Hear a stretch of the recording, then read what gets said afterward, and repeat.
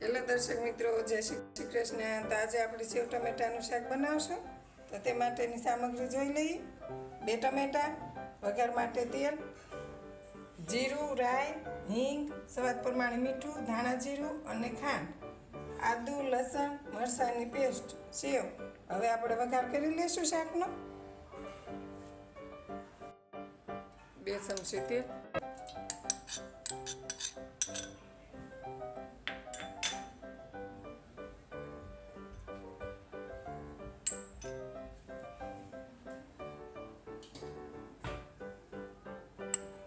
રાઈ ને જીરું,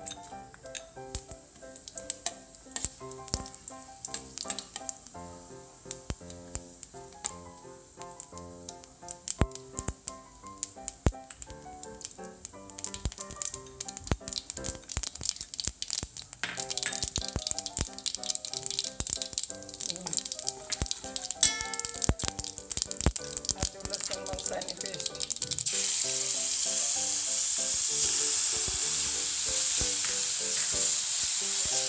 બધા સૂકું મરચું તે લાલ નાખીએ અને આપણે લાલની જગ્યાએ લીલી ગ્રીન ચટણી બનાવી છે। ટમેટા,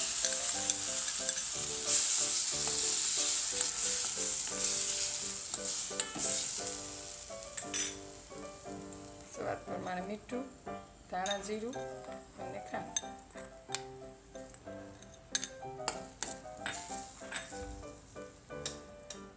અડધી ચમચી હળદર,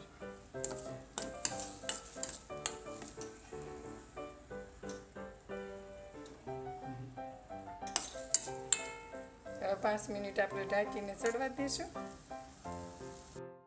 5 મિનિટ થઈ ગઈ છે તો આપણે ચેક કરી લઈશું। સારી રીતે મિક્સ થઈ ગયું છે। હવે આપણે પાણી એડ કરી દઈશું, 1 ગ્લાસ પાણી। પછી જરૂર પડે તો એડ કરી શકો છો।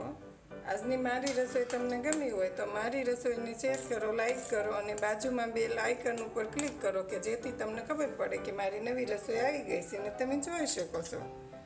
હવે આપણે 10 મિનિટ ઢાંકીને ચડવા દઈશું। 10 મિનિટ થઈ ગઈ છે તો હવે આપણે ચેક કરી લઈશું। આ રીતે આમ ટમેટાને દબાવી જોવાનું, કડક લાગે તો થોડીક વાર 5-10 મિનિટ રહેવા દે। અંદર કડક છે એટલે આપણે 5 મિનિટ રહેવા દઈશું। 5 મિનિટ થઈ ગઈ છે તો હવે આપણે સેવ એડ કરી દઈશું।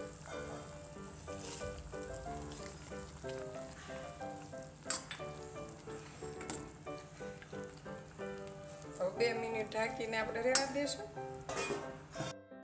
2 મિનિટ થઈ ગઈ છે તો હવે આપણે ગેસ બંધ કરી દઈશું। જો શાક સારી રીતે બની ગયું છે તો હવે આપણે ધાણા એડ કરી દઈશું।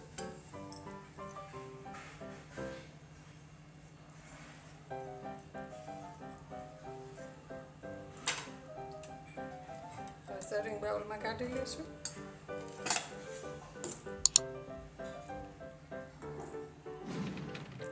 સેવ ટમેટાનું શાક બનીને રેડી છે તો તમે જોઈ શકો છો।